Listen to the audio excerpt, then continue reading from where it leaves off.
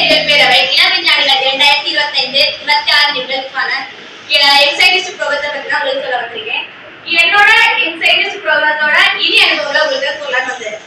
First எங்களை July 12, 2025 SRK international school குலசேகரத்தில் வச்சு ISRO doctor V Narayanan அவர்களால் எங்களுக்கு இந்த இளவிஞ்ஞானி தொடங்கினாங்க. முதல்ல எங்களுக்கு எக்ஸாம் வச்சாங்க, குவாலிஃபிகேஷன் எக்ஸாம். அதுல நாங்க செலக்ட் ஆகி அடுத்து நிறைய டாஸ்க் கொடுத்தாங்க. ஒரு 10 நாள் எங்களுக்கு நியூஸ் ரீடிங் வச்சிருந்தாங்க. வச்சு முடிச்சு அடுத்து எங்களுக்கு poster presentation, project presentation, power point presentation வச்சு எங்களை அதுல குவாலிஃபிகேஷன் ஆகி இப்ப எங்களை கூட்டிட்டு போறாங்கன்னா ஃபீல்டு ஸ்டடி கூட்டிட்டு போயிருக்காங்க. எங்களான ISD வலியபரா Thiruvananthapuram, BSSC Thumba rocket நிலையம், ஸ்ரீஹரிகோட்டா, தூத்துக்குடி ஹார்பர்லாம் கூட்டிட்டு போய் அங்க எங்களை ஃபீல்டு ஸ்டடி பண்ண வச்சு எங்களுக்கு ரொம்ப புதிய அனுபவங்களா அதெல்லாம் இருந்துச்சு. அடுத்து எல்லாருக்கும் ஒவ்வொரு ஹெட்டிங் கொடுத்தாங்க, ரிசர்ச் டாபிக். அந்த ரிசர்ச் டாபிக்ல நாங்க ஒவ்வொரு கொடுக்கக்கூடிய ஹெட்டிங்ல நாங்க ஒவ்வொரு ரிசர்ச் டாபிக்கையும் முடிச்சு நாங்க அவங்களுக்கு யூடியூப்ல லிங்க் தான் போடுவோம். 5 டீமா பிரிச்சாங்க. 5 டீம்லயும் 3 குரூப்பா பிரிச்சாங்க. நான் டிவி கிரீன் டெக்னாலஜில உள்ள குரூப் சி மெம்பர். அடுத்து எனக்கு என்ன டாபிக் கொடுத்தாங்கன்னா ஆக்சிஜன் ஏன் நிறம் இல்ல, ஏன் படம் இல்ல, why oxygen is colorless and odorless depends upon the molecular structure. Oxygen எல்லாருக்கும் பொதுவா தெரியும் ஆக்சிஜன் ஏன் நிறம் இல்ல, அதையும் ஆராய்ச்சி பண்ணுவது அது எனக்கு ஒரு புது அனுபவமா இருந்துச்சு. ஆக்சிஜன் ஏன் நிறம் இல்லைன்னா ஆக்சிஜன் மூலக்கூறு அணுக்கள், அது இரட்டை அணுக்கள், அது நமக்கு சமச்சீரானது, அதனால அதுக்கு நிறம் இல்ல. ஒரு ஆக்சிஜன் எல்லா நிறத்தையும் உறிஞ்சி அது கடத்திவிடும், அதனால அதுக்கு நிறம் இல்ல. ஓசோன் O3, அது நீல நிறத்தை வெளியே விடுறதுனால அது ப்ளூ கலர்ல தெரியுது. ஆக்சிஜன் ஏன் மரம் இல்லைன்னா எல்லா பொருட்களுக்கும் மனம் ஏன் தெரியுதுன்னா மூக்கோட மன உணர்ச்சி செல்களா தூண்டும், அதனால அது மணக்குது. கல் எப்படி மணக்காதோ அதே மாதிரி தான் ஆக்சிஜன் அப்படி மணக்காது. பூ, கற்பூரம், வாசனை பொருட்கள் எல்லாம் மணக்கும், அது மூக்கோட மன உணர்ச்சி செல்களா தூண்டும், அதனால அது மணக்குது. அடுத்து இதுவும் தவிர்த்து எங்களுக்கு நாங்களே தயாரிச்சு மெடிசன். அது அரசு ஆயுர்வேத மருத்துவத்தை நான் டாக்டர் சக்திகுமார் அவங்கள்ட்ட ஆலோசனை கேட்டு அந்த ஆலோசனை படி நாங்க ஒரு மருந்து தயாரிச்சேன்.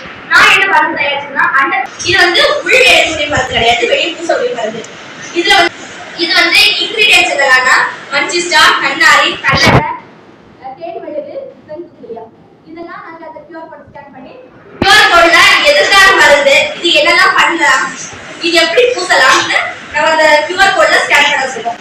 ஃபர்ஸ்ட் ஒரு பாத்திரத்தை எடுத்து முதல் நல்லெண்ணெயையும் விட்டு காய்ச்சணும். அடுத்து கண்ணாடியையும் மஞ்சிஸ்டாவையும் பொடி பண்ணி அதை கிளி கட்டி தண்ணியில போடணும்.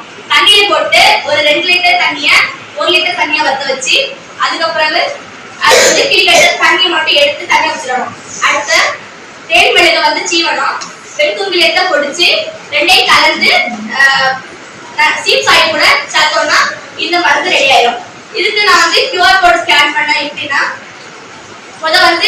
ப்ரோக்ல போய் curesy.com கொடுத்தீங்கன்னா ஃபர்ஸ்ட் ஒரு லிங்க் வரும். அதுல நீங்க மெடிசினோ நீங்க என்ன தயாரிச்சீங்களோ அதோட டீடைல்ஸ் கொடுத்தீங்கன்னா அது டீடைல்ஸ் கொடுத்து QR கோட் ஸ்கேன் ஆயிடும். அடுத்து உங்களுக்கு ஒரு வேளை செக் பண்ணணும்னா QR கோட் பிளே ஸ்டோர்ல போய் QR கோட் ஸ்கேனர்னு போட்டீங்கன்னா ஒரு ஆப் வரும். அந்த ஆப்பை டவுன்லோட் பண்ணி நீங்க QR கோட் ஸ்கேன் பண்ணீங்கன்னா உங்களுக்கு QR கோட் ஸ்கேன் ஆயிடும்.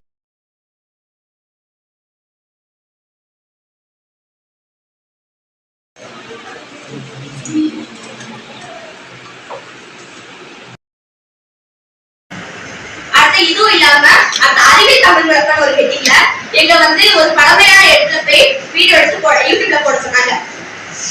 அது நான் நேர்ல எடுத்துட்டோம்னா நம்ம ஸ்கூலுக்கு ஆப்போசிட்ல இருக்கக்கூடிய அரண்மனை கொட்டார். இதுல ஒரு கலரான கட்டு, அது வெளியே இருந்து உள்ள பார்க்க முடியாது, ஆனா உள்ள இருந்து வெளியே பார்க்கக்கூடிய அளவுக்கு அது கட்டிட்டாங்க. வெளியே எவ்வளவு சூடா இருந்தாலுமே உள்ள அளவு குளிரா தான் இருக்கும், அந்த மாதிரி கட்டிட்டாங்க.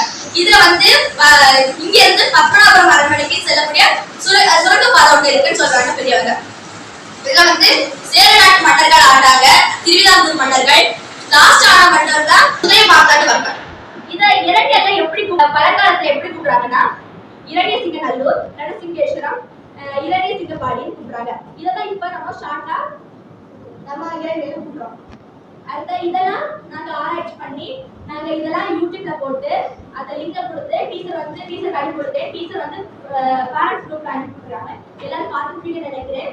இந்த வாய்ப்பு தந்த குமரி அறிவியல் பேரவைக்கும் இந்த ஸ்கூல வாய்ப்பு தந்த தலைமை ஆசிரியருக்கும் மற்றும் வகுப்பாசிரியர் திருமதி மேரி ஜோபி ஜெயராணி ஆசிரியருக்கும் மற்றும் அனைத்து ஆசிரியர்களுக்கும் நன்றியை கூறிக்கொண்டு விடைபெறுகிறேன். நன்றி.